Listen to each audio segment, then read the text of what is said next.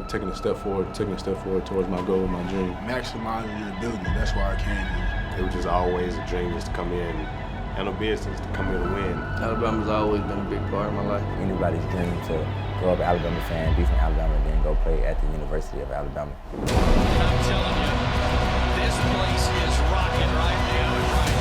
I was just told that I'm in a loud environment where decibels hit 100 dBs. There's nothing like a huge game on Saturday afternoon, Saturday night, Bryant-Denny Stadium. Welcome everybody to another edition of the Nick Saban Show presented by Truckworks. I'm Chris Stewart along with the head coach of the Crimson Tide. Coach, a very gutty 17-3 win over South Florida in Tampa. Yeah, it was a tough game, and I was really proud of the way our guys competed in the game. For the defense to keep them off the board the whole game when we were struggling on offense was a real plus. Stopping them, 4 out of 6 times on 4th down is like getting 4 turnovers, and so there was a lot of good things, but the inconsistencies, the negative plays, the sacks, a lot of things that held us back on offense that we got to get fixed. But to take 6:29 at the end of the game and take the clock on the game and score a touchdown was a real positive for those guys on offense. Coach, very unusual circumstances, rare that it happens, but it does on occasion. You basically had 2 halftime breaks because shortly into the second quarter, we had a lightning delay of about 55 minutes. Your team was down 3-0 at that time, and I know you didn't come out like a house of fire after that delay, but it did seem to calm the team, steady the team just a little bit. You got some points before the half. Well, I actually think that helped us. I don't think, and it's obviously my job to get the team ready to play, and even though we practiced well all week and had good energy, I thought we were a little flat going out today. I don't know if it was playing on the road. The opponent, I don't really know, but hot. I don't know exactly why, but we were a little flat. But when we got the rain delay and we got everybody in the locker room, went over everything that was happening in the game on offense and on defense, it seemed to steady the ship a little bit. And I thought we played better after that and continue to play better in the second half. All right, Coach, let's take a look at the first half highlights. And it starts with the center's snap right there. Perfect, right on the money. There goes James McClellan, bouncing it to the numbers. Outside, in front of the Alabama bench, all the way out to the 44-yard line. Picks up 19 on the game's first. If you're Alabama. Buckner, a swing pass. McClellan, Walker's out in front. A little jitterbug move to midfield. He picks up 6 more.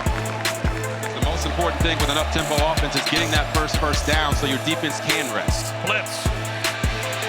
Spinning out is Brown.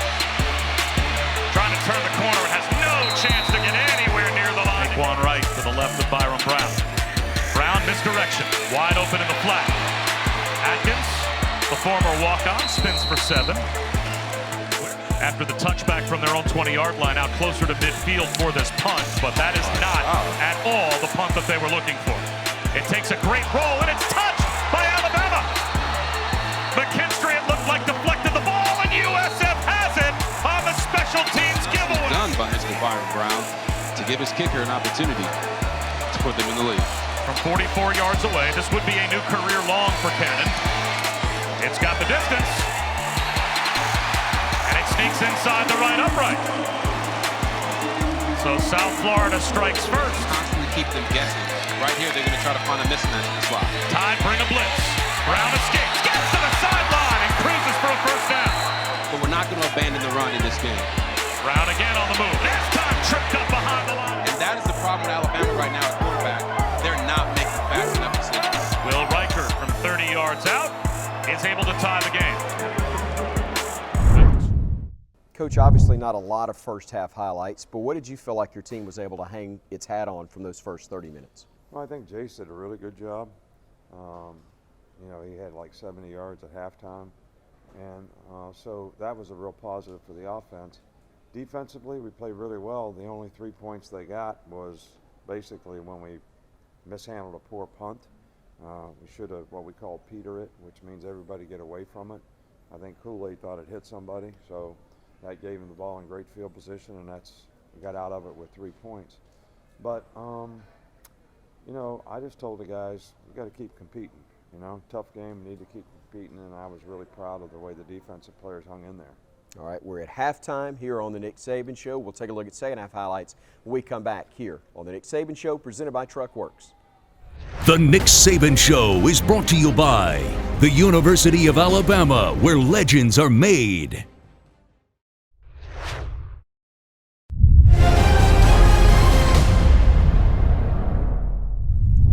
Coach, it's 3-3 at the half. What's the message in the locker room?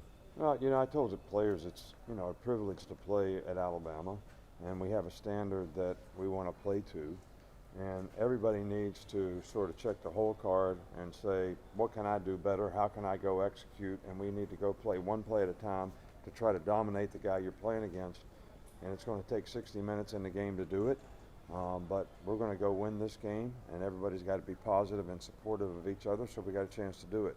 And I thought we came out and played better in the second half. All right, let's take a look at those second half highlights. It is a different team. USF has brought in 39 transfers through the portal as they start this drive with a run, as Dallas Turner is there to make the stop on Byron Brown. It's a fake punt, and it will come up well short of the first down. They try some razzle-dazzle on special teams. Alabama was ready for it. Gunnar Greenwald hit from behind and sacked.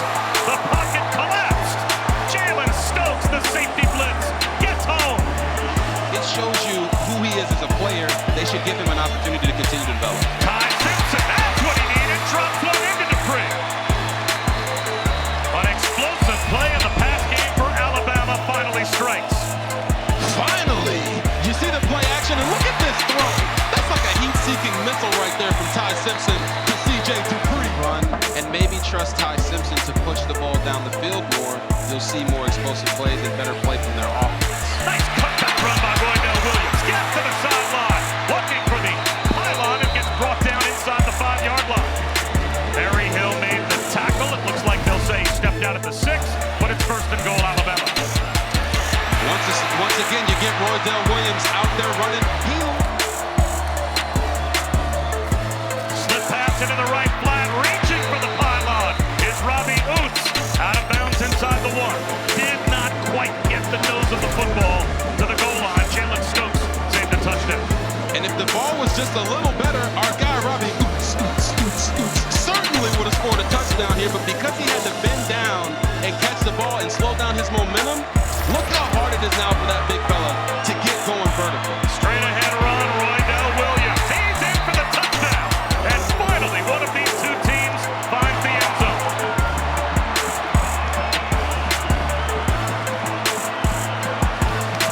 We told y'all to stay with us because it couldn't get any worse. And now, we finally get our first touchdown of the day, and it's due to the bruising of Roydell Williams. The offensive line didn't even move USF off the ball there. He was just more determined to get into the end zone.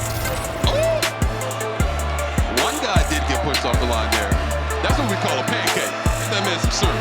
6-play touchdown drive. Play clock down to 5. Third down and 7. They get the snap off. Out of the pocket again is Brown.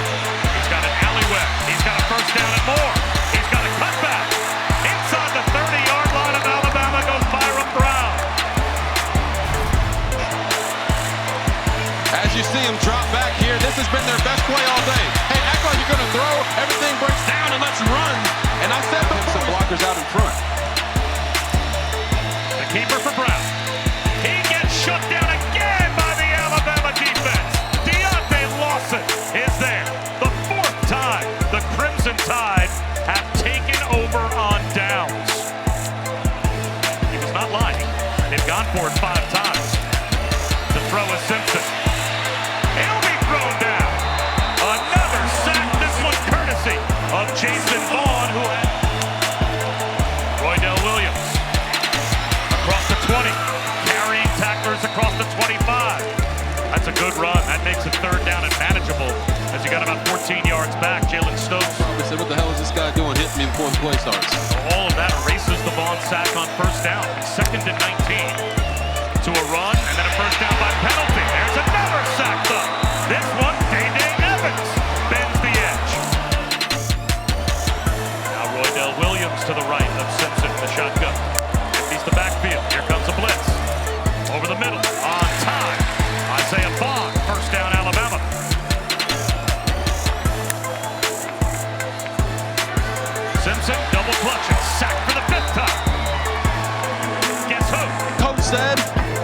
nothing too big for this young man, so I'm not surprised here in the fourth quarter that that's who they're going to. Play action again, a shot into double coverage, and it's intercepted in the end zone. Malachi Moore blows under the shot from Byron Brown and gets a takeaway for the Alabama defense. Michael Brown-Stevens, the intended receiver, and that looked like a Byron Brown force. And Malachi Moore made him pay for it. Yeah, Byron Brown forced it down the field into double coverage, but I'm trying to figure out how did the DB play it better than the wide receiver? But hey, you take them how they give them to you, baby. Takes the snap with 9 on the play clock. Roydell Williams bounces it to the left-hand side. He's in the open field across the 50, and finally slides down inbounds at the 30-yard line of USF. Roydell Williams finds room up the middle again, and he's right back to the 15-yard line in the red zone again. Roydell Williams again maintains his balance to the 6-yard line, close to a first down. Calling their final timeout, even if they were to get a stop, the game would be all but over. There's the quarterback sneak, there's the push for Ty Simpson, and there is the salted away touchdown for Alabama. So Riker now on for a point after attempt. And this will be an ugly 17-3 lead for Alabama, but they'll take it with where this game was at halftime. By the way, Dan Orlovsky getting ready. Coach, I understand there'll be a lot of things to improve on when you dissect this film. One thing you won't have to check is the heart of your team based on what that offense did, especially on the final drive of the game. Yeah, I challenged the offensive line at 6:29 to go in the game. I said, we should take the clock in the game here. They shouldn't get the ball back. And we got to run it and milk it, and you know, if we go down and score, we go down and score, but they shouldn't ever get a chance to get the ball back. And I'm gonna tell you what now, we ran it really, really well. You know, Roydell had 123 or something yards in the second half. He was outstanding, but we were knocking him off the ball at the end of the game. All right, Crimson Tide gets the win, 17-3, the final score over USF. We've got a lot more, though, coming up right here on the Nick Saban Show, presented by Truckwork. The Nick Saban Show is brought to you by T-Mobile, bringing 5G to hometowns across the SEC and proud partner of Alabama football. Coke, with zero sugar and refreshingly delicious. Is Coca-Cola Zero Sugar the best Coke ever? Find out for yourself.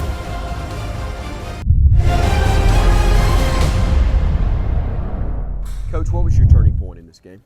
Well, I think when we hit the tight end, you know, on the big play, was in the third quarter. Yes, sir. And then we hit a big run down to, you know, inside the 10-yard line. I think that changed the momentum of the game. We got the lead there, and I think our players really responded well after that. So, but I think that was the key to it, because we weren't doing much offensively, and it was a big drive for us to get something out of and get some points. What you have talked about throughout the show already, Coach, is what the defense gave you throughout, especially your linebacking core, and the guy that works with the inside linebackers is Robert Balla.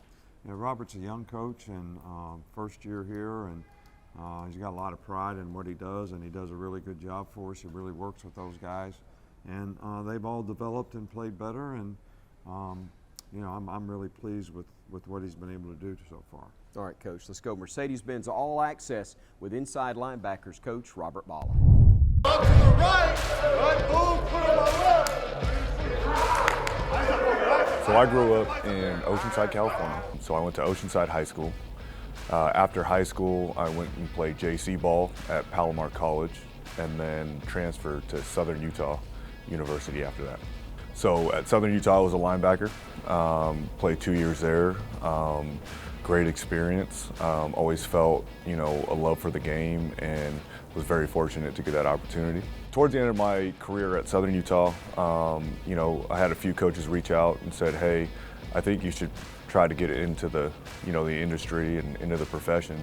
I really valued their opinion, and so being able to stay in the game, around the game for the rest of your life was something I felt passionate about, and that was a great avenue to be able to accomplish that. And I'm very fortunate for those guys being able to, you know, recommend that for me, and it's created a life that I would not trade for anything else. Good.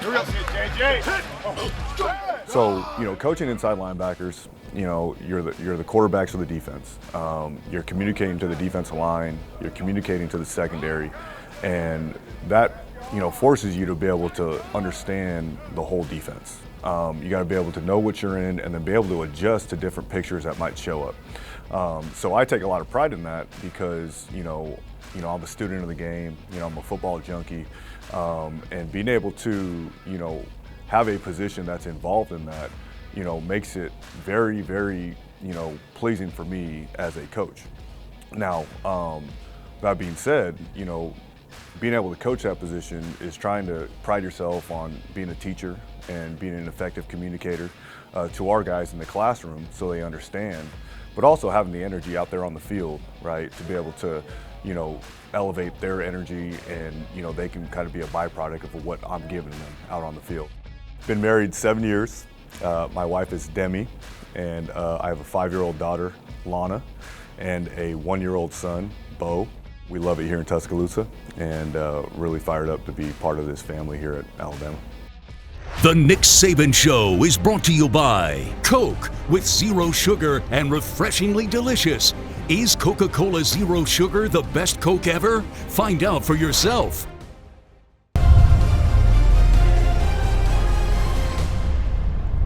Coach, it seems like we ask you about this guy annually, and it feels like it's almost been 10 years because he has been here a while, but Will Reichard has been a great one. That's the reason we talk about him each year. Yeah, well, I'm not supposed to have favorites, but he's one of my favorites. And teacher's pet. So, but this guy has a phenomenal career. Is a great kicker, has a lot of poise, has a lot of pride in what he does. He's graduated, he's married, and just an outstanding person. And I think he exemplifies everything that any Bama player could ever want to set an example for. Coach, let's learn some more from Alabama kicker Will Reichard.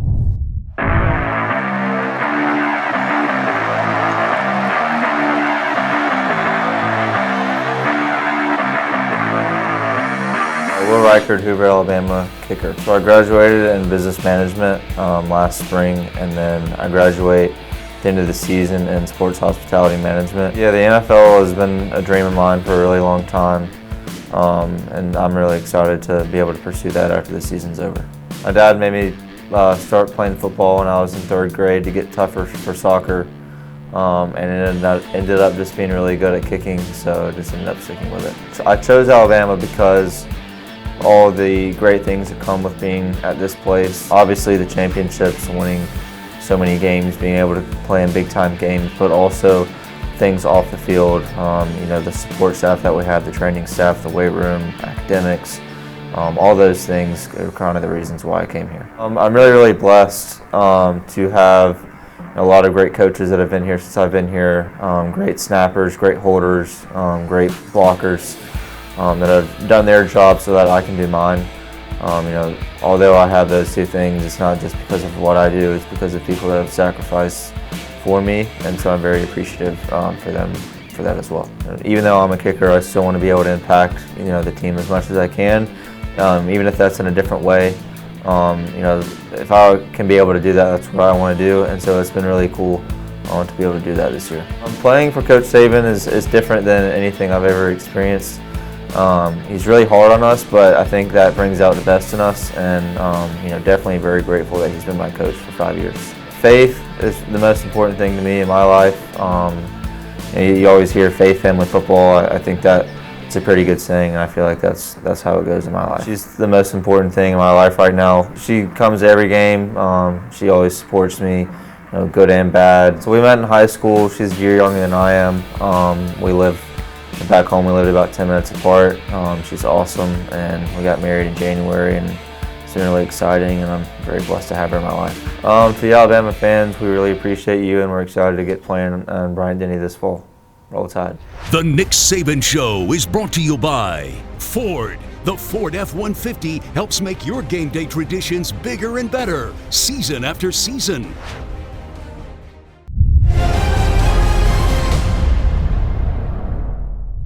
Coach, what's next is the start of Southeastern Conference play. Yeah, well, you know, everything that we've done to this point, we need to learn from and build on, because the competition is going to get better, and we can't do some of the things we've been doing. We've had 4 touchdowns called back this year because of penalties, 2 tonight, 1 kickoff return and, you know, 1 long run by Roydell. So these are the kind of things that I don't think you can win against good competition and overcome. So Ole Miss has got a really good team. They know us well. Both their offensive and defensive guys are, you know, guys from our staff. So, you know, it's going to be a great game, and I'm sure that the stadium will be rocking, and we'll need it, and our players need to focus on what we need to do to improve so we can play better. 2:30 kick, televised by CBS. Radio coverage on the Crimson Tide Sports Network begins at 11:30. Coach, congratulations on the 17-3 win over South Florida, and we'll see you next time right here on the Nick Saban Show, presented by Truckworks. The Nick Saban Show is brought to you by Coke, with 0 sugar and refreshingly delicious. Is Coca-Cola Zero Sugar the best Coke ever? Find out for yourself. The University of Alabama, where legends are made. And by Trustmark, people you trust, advice that works.